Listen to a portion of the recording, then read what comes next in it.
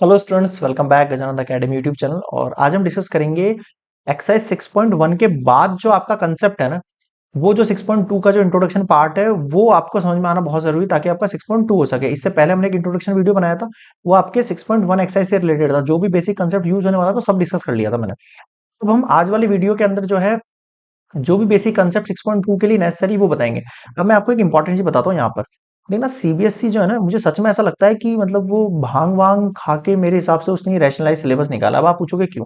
आप नोटिस करना, आपकी बुक्स के अंदर 6.2 के अंदर बहुत सारे ऐसे कंसेप्ट यूज होने वाले हैं जो आपकी थ्योरम, लास्ट वाली बुक के अंदर जो थ्योरम आपकी 6.6 है, उससे पहले आपकी जो थ्योरम है ना 6.5, 6.4, 6.3, 6.2, ये जो थ्योरम्स है ना, ये सब इस्तेमाल होगी इस एक्सरसाइज में। मैं बता रहा हूँ आपको। भाई यार, कॉमन सेंस की बात है, आप खुद सोच के देखो यार। मतलब अगर किसी एक्सरसाइज से पहले कोई थ्योरम दे रखी है तो उसका मतलब क्या होता है? वो थ्योरम से रिलेटेड क्वेश्चन एक्सरसाइज में होंगे, ये होता है इसका मतलब। हाँ। अब ये देखना सीबीएसई कितना इंटेलिजेंट है, सच बता रहा हूं मैं। सीबीएसई मुझे ऐसा लगता है कि सारे के सारे अनएजुकेटेड, या फिर हो सकता है एजुकेटेड अनपढ़। अब क्या बोलूं उनको, मतलब अनपढ़ बोलूं, पढ़ा लिखा बोलूं, कुछ समझ में नहीं आ रहा क्या बोलूं।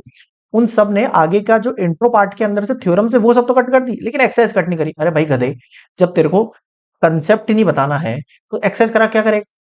जब बच्चे तो ये पूछेंगे ना, यार कंसेप्ट तो है ही नहीं किताब के अंदर, तो आप बता क्यों रहे हो? भाई हम इसलिए बता रहे हैं कंसेप्ट क्योंकि उस कंसेप्ट से रिलेटेड क्वेश्चंस है, तो कंसेप्ट तो समझ में आना चाहिए ना आप लोगों को। तो सच बता रहा हूँ, सीबीएसई का मुझे तो सीरियस ही ऐसा लगता है, सीबीएसई जो है ना, दिमाग से बिल्कुल खत्म हो चुका है।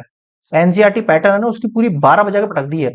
ये इस रैशनलाइज सिलेबस के नाम पर उन्होंने ऐसी ऐसी घटिया हरकतें की है ना। मतलब आप देखो 11वीं के अंदर आप जाओगे फिजिक्स के अंदर, तो वहां न्यूटन्स के लॉ के अंदर एक लॉ कट कर दिया। मतलब और बता रहा हूं मैं आपको, इस टाइप से भाई। अरे यार, 3 लॉज है, एक कट करके क्या उखाड़ लेगा? और पहली बात तो वो कट कर दिया, तो उसके जो उससे रिलेटेड जो क्वेश्चन बनेंगे वो कैसे हटाएगा? भाई पूरी फिजिक्स थोड़ी हटा सकता है तू। मतलब ऐसे ऐसे बीच बीच में से पार्ट हटाए। मैथमेटिक्स के अंदर भी आप देखोगे, अभी मैं आपको जो इंट्रो पार्ट बता रहा हूँ वो सारा का सारा, ये पूरा पूरा इंट्रो पार्ट आपकी बुक में नहीं मिलेगा, केवल ये 6.6 लिख रखा है। इसके अलावा पूरा इंट्रो पार्ट कट कर दिया न्यू एनसीईआरटी बुक में। अरे इसका मतलब क्या क्वेश्चन नहीं आएंगे? क्या क्वेश्चन तो आएंगे ना उससे। मतलब मूर्ख, अनपढ़, गंवार, जाहिल जो बोलो वो सब कुछ है सीबीएसई मेरी नजर में तो, इस वक्त सीरियसली। और जो भी आपके टीचर्स होंगे ना, वो भी आपको यही बताएंगे कि हाँ यार सच में पागल तो हो चुका है, खसक चुका है, बुढ़ापा हो चुका है। मेरे हिसाब से नए नए लोगों को भर्ती करना चाहिए। पुराने लोग चल रहे हैं सरकारी स्कीम के अनुसार, तो वो सब बुढ़ापा आ गया, चश्मे में दिख नहीं रहा होगा उनको, ऐसे हो गए हैं सारे के सारे। चलिए छोड़ो इस बात को, मैं आपको कंसेप्ट बताता हूँ सारा एक्चुअल में क्या है। जैसे 6.6 थ्योरम है, lines which are parallel to the same line.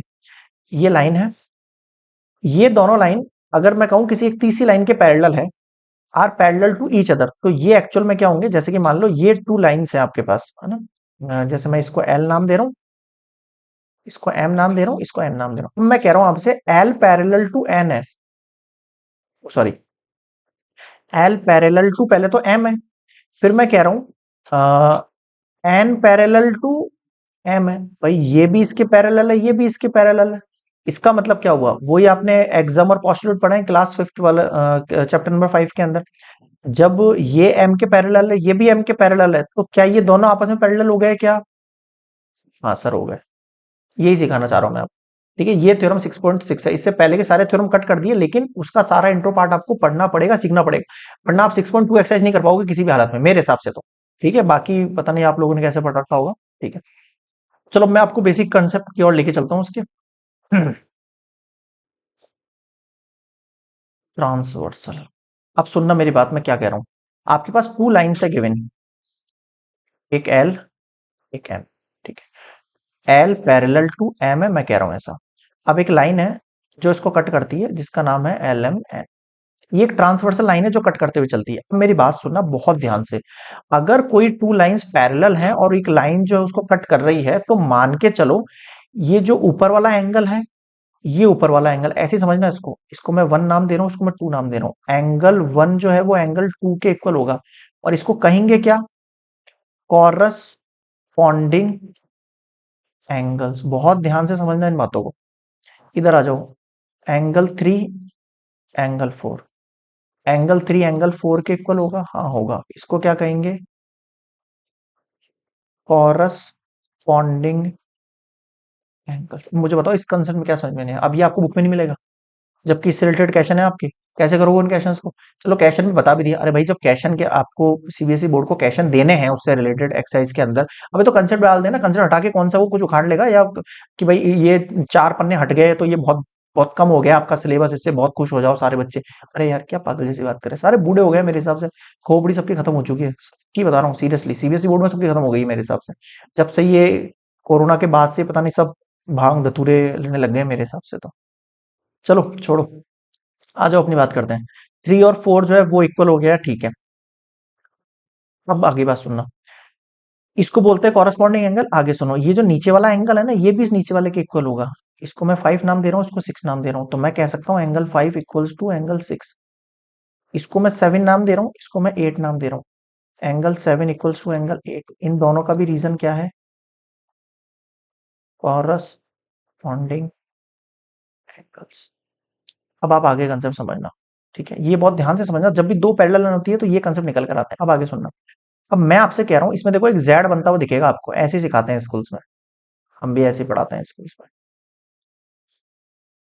अब ये जो जेड दिख रहा है, इस जेड के जो अंदर कोने में एंगल दिख रहे हैं ना आपको, देखो एंगल 7 और एंगल 2। क्या कह रहा हूँ, ध्यान से सुनना, एंगल 7 एंड एंगल 2, ये देखो जेड के जो कोने में दिख रहे हैं, इनको क्या बोलते हैं, ऑल्टरनेट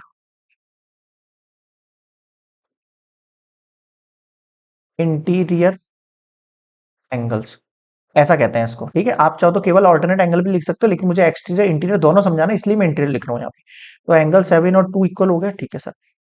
देखो उल्टा जेड बना के देखो, आप उल्टा ऐसे करके, ऐसे करके, ऐसे जेड बनता हुआ दिख रहा है ना।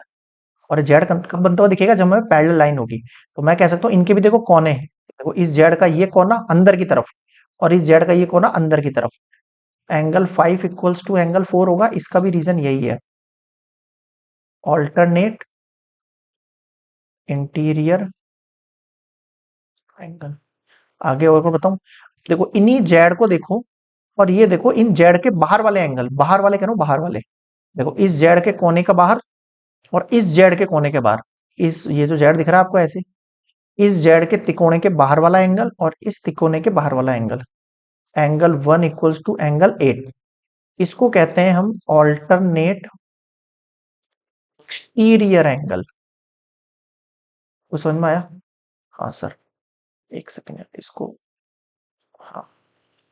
अब इस वाले जेड पे आओ, ये जेड बताया था मैंने आपको अभी भी, देखो इस जेड का तिकोना ये, और इस जेड का तिकोना ये, एंगल 3 इक्वल्स टू एंगल 6। इसका रीजन भी यही है,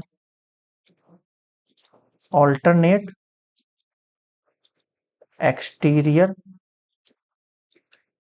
एंगल्स। अब मुझे बताओ यहां तक क्या समझ में नहीं आया, आ गया अच्छे से? मैंने आपको कॉरस्पॉन्डिंग एंगल के बारे में बता दिया, ऑल्टरनेट एंगल के बारे में बता दिया, ठीक है सर, ये हमारे समझ में आ गया है। ये बाहर वाला, ये बाहर वाला, ये बाहर वाला, ये बाहर वाला, ये अंदर वाला, ये अंदर वाला, ये अंदर वाला, अंदर वाला, ऐसे याद रख सकते हो।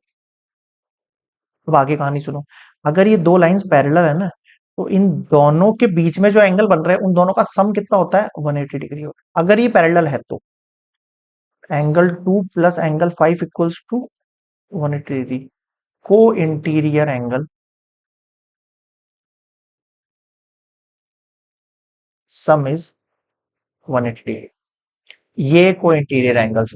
और यहां पर भी ये दोनों का सम कितना हो जाएगा, 180 डिग्री। यहां मैं कह सकता हूं एंगल 7 एंगल 4, इसका भी सेम रीजन आपको, को इंटीरियर एंगल्स सम इज 180। कब होगा ये, जब इन दोनों एंगल्स के अंदर ये दोनों लाइंस क्या होंगी, पैरेलल होंगी। अब मुझे बताओ क्या समझ में नहीं आया, ये एक बेसिक कंसेप्ट है जो आपको समझ में आना बेहद जरूरी है। अगर ये आपको समझ में नहीं आएगा, 6.2 एक्सरसाइज आप नहीं कर पाओगे। इसलिए मैं कह रहा था कि सीबीएसई बोर्ड के ना सारे के सारे डोकरे हो चुके हैं, और दिमाग जो उनका अप हो चुका है ऊपर से खाली। भाई कुछ बच्चे ऐसे भी होंगे शायद देखने के बाद, सर आपको क्या दिक्कत हो रही है, एक तो सिलेबस कम हो गया और आपको ऐसा लग, नहीं बेटा, मेरा ये मोटिव नहीं है कि आपका सिलेबस कम हो गया मुझे इससे दुख हो रहा है, आपका सिलेबस कम हो गया मुझे उससे दुख नहीं हो रहा। उसका खुशी दुख वो होना मेरे होने से क्या होता है, वो तो आपका इशू है, जो भी आपको समझ में आता है। लेकिन मेरा कहने का मतलब है, जब एक्सरसाइज में रिलेटेड क्वेश्चंस है, तो उसका कंसेप्ट हटाने से क्या मतलब है, कंसेप्ट तो रखो भाई, जब कंसेप्ट रखोगे तभी तो बच्चा सीख के एक्सरसाइज करेगा।